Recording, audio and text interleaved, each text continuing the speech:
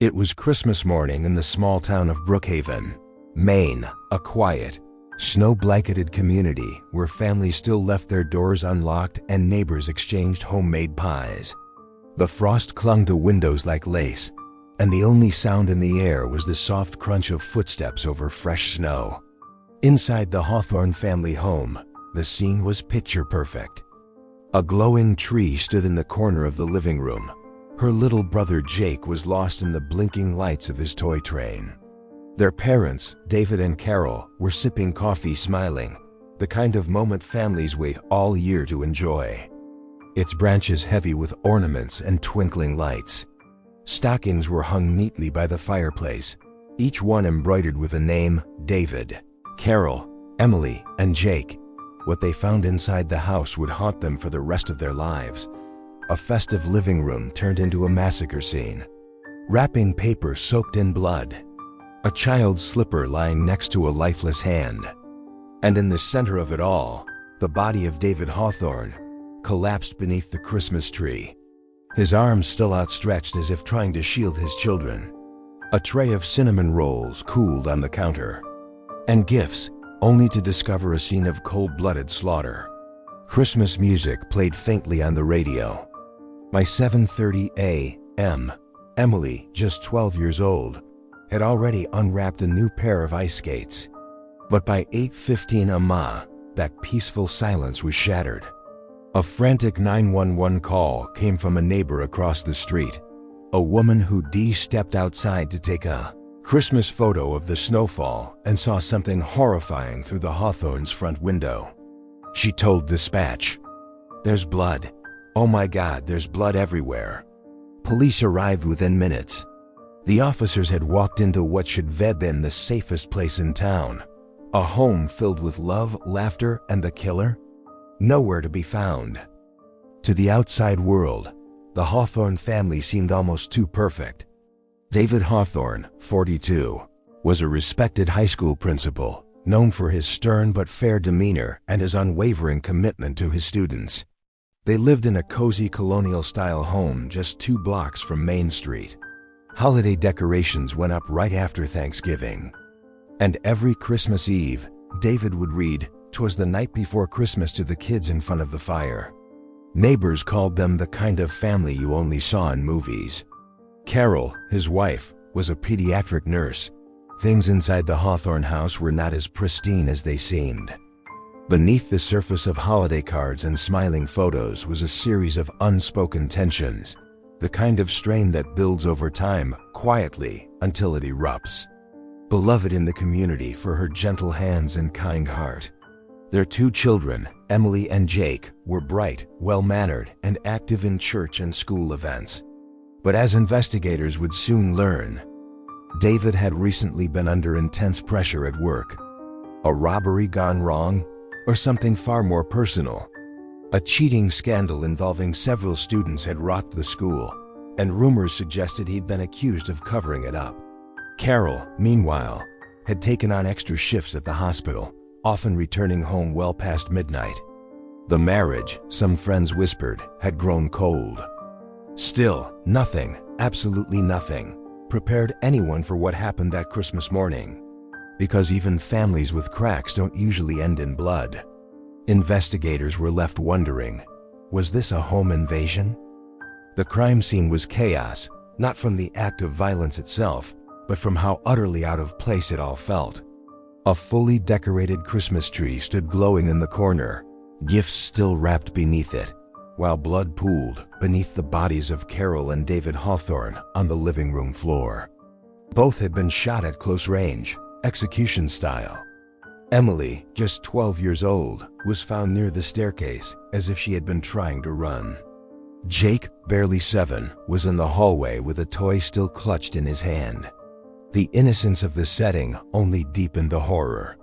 It wasn't just a murder scene. It was a deliberate act, cold, calculated, and intimate.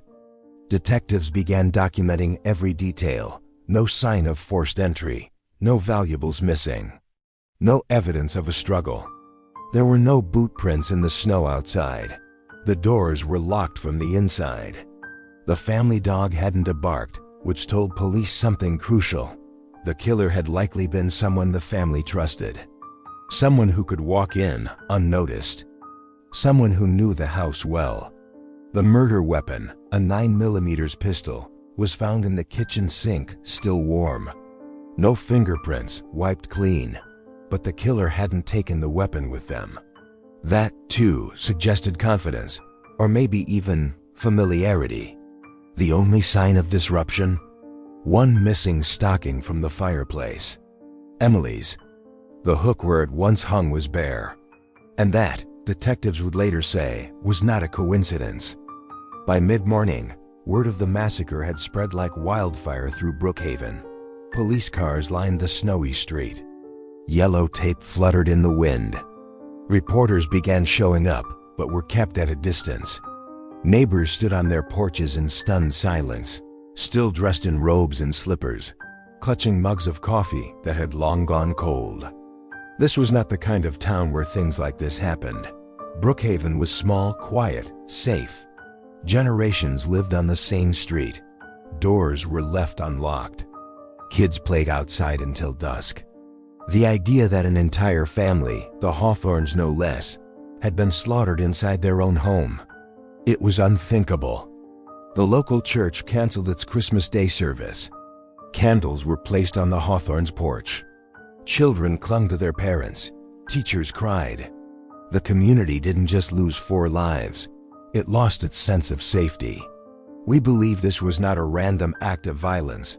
We are following leads. I ask the public to remain calm and trust that justice will be served. Sheriff Lyle Brennan held a press conference that afternoon. He looked exhausted, gray stubble, sunken eyes. He kept it short. This is an active investigation. But privately, the sheriff admitted to his deputies he had no idea where to start. No enemies, no suspects, no witnesses. And one horrifying possibility began to take shape. What if the killer hadn't left at all? As forensic teams combed the Hawthorne home inch by inch, one of the deputies called out from the upstairs hallway. A faint sound, barely audible over the whir of equipment and police radios, had come from behind the linen closet door. It wasn't a creak or a thud. It was a whimper. They opened the door slowly, weapons drawn. Inside, curled beneath a pile of blankets and winter coats, was Emily Hawthorne. She was alive, barely conscious, trembling, and covered in blood, none of it hers. Her eyes were wide, empty, stunned into silence.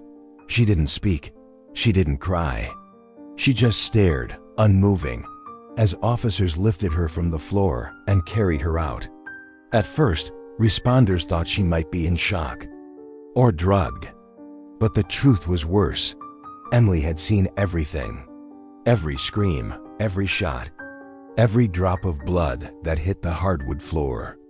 And she had hidden there, in that tiny closet, for over 3 hours, waiting to die. She was rushed to Brookhaven Memorial, placed under sedation, and guarded around the clock. Her survival was a miracle. But it also meant something else. The only witness to the Christmas morning massacre was a 12-year-old girl. And when she finally spoke, what she told investigators would change everything they thought they knew about the case. Emily didn't talk at first, not to police. She whispered just 3 words to the nurse watching over her, not to doctors, not even to the therapist brought in from Portland. She finally opened up, slowly, in pieces, like he'd been there before. Like someone lifting the lid off a memory too dark to hold. She stared at the ceiling, unblinking, her lips trembling any time someone asked what she saw. But on the 3rd night in the hospital, around 2 a.m., just in time to see her father stand up from the couch and get shot in the chest. He shot them. The nurse leaned in. Who, sweetheart? Emily didn't say. But the next morning, with detectives present and a child psychologist at her side, she said the killer came into the house before dawn, that she had heard the back door open, that he walked quietly through the kitchen, not out the front door, not to a window. She ran upstairs to the hall closet. the one her father had told her years ago to hide in if she was ever afraid. She crawled in and pulled the coats over her head. She didn't move, didn't breathe. Emily told police she had come halfway down the stairs. She screamed. Her mother turned. Another shot. Then 2 more. Then silence. She ran. And the worst part? She told investigators. She recognized the voice of the killer. It wasn't a stranger. It was someone she knew. Emily's statement turned the investigation on its head. Police had been operating under the assumption that this was a break-in gone wrong. Maybe a burglary or some deranged outsider. But now they had something far more chilling. She hesitated, then nodded. But it wasn't yelling, just cold, like he didn't care. An inside job. Investigators asked Emily if she could describe the voice she heard. It was angry, she said. Police gave her a lineup of voices, recordings from various friends, family members, neighbors. One by one, she shook her head, until one made her flinch. A familiar voice, smooth, confident, friendly. Uncle Mike. Michael Langley wasn't actually Emily's uncle, not by blood. He was David Hawthorne's childhood best friend. A regular presence at birthdays, school plays, barbecues. He was godfather to Jake and had even spent Christmas Eve with the family the night before the murders. He'd left around 11 p.m. after helping David set up the kids' presents. When detectives brought him in for questioning, he didn't flinch. He laughed, shook their hands, said, "This has to be a mistake." But when they asked where he was at 7:30 on Christmas Day, his story cracked. He claimed he was home, alone, watching a holiday movie. But his phone data said otherwise. He was on the Hawthorne street. At 7:11 a.m. At first, no one could understand it. Why would Michael Langley, a man so close to the family, a man the children called Uncle Mike, massacre them in cold blood? What kind of evil does that? But as police dug deeper, they found cracks in the image Michael had built over the years. And behind that friendly, dependable smile was darkness. David Hawthorne and Michael had once been inseparable. High school buddies, college roommates, best man at each other's weddings. But 3 months before the murders, something changed. David had quietly removed Michael as the executor of his will. Why? A trail of clues led investigators to a deeper motive. Michael had recently lost his job at a financial firm for embezzlement. He was drowning in debt, gambling, overdue taxes, 2 failed business ventures. But most damning of all, he'd taken out a life insurance policy on David, and David didn't know. Or maybe he did. Detectives found an email draft on David's laptop, unsent, dated 2 weeks before the murders. It read, "Mike, I know what you've done. Don't ever come near my family again." That was the moment Michael's secret fell apart. What started as financial desperation had morphed into cold, premeditated murder, not out of rage, but out of calculation. He thought he could walk in on Christmas morning, eliminate the only people who knew the truth, and walk away with silent sympathy and money. But he hadn't counted on Emily. He didn't know she was watching. The evidence was mounting. Emily's eyewitness account. The location data from Michael's phone. The gun found in the kitchen sink, later traced to a private sale Michael had made under a fake name. And then came the final nail. Surveillance footage from a neighbor's doorbell camera. At exactly 7:09 a.m., a man in a black hoodie walks toward the Hawthorne house. He's careful. His face turned away. But as he passes under the porch light, there's a single moment, 2 frames, where his face is visible. It's Michael, who had hugged Carol's sister during the memorial. He just sat there, hands on the steering wheel, eyes forward. Who had told news cameras, "They were my family." The same man who had wept at the vigil. At 6:03 p.m. on December 28th, police pulled him over just outside of town. He didn't resist. He didn't speak. As officers opened the door, Michael whispered, "I thought she was dead." Emily, the one witness he never expected to survive. one count of attempted murder, and additional charges related to fraud and weapons possession. He entered a plea of not guilty. Michael Langley was arrested and charged with 4 counts of first-degree murder, but the trial would tell a very different story. The trial of Michael Langley began nearly a year later, and Brookhaven felt like it was on trial too. Every local news station covered it. Courtroom sketches filled front pages. People lined up outside the courthouse hours before proceedings began, hoping for a seat inside. They wanted answers, closure, justice. Michael's defense team tried everything. Claimed the evidence was circumstantial. Suggested someone else could have used his gun. Said the doorbell footage was too blurry. Even implied that Emily's trauma made her testimony unreliable. But Emily was now 13, stronger, clearer. And when she took the stand, the courtroom went silent. She described every moment.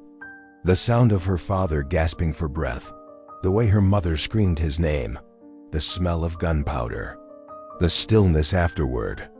And then she looked directly at Michael. "I know what I saw," she said. "You killed my family."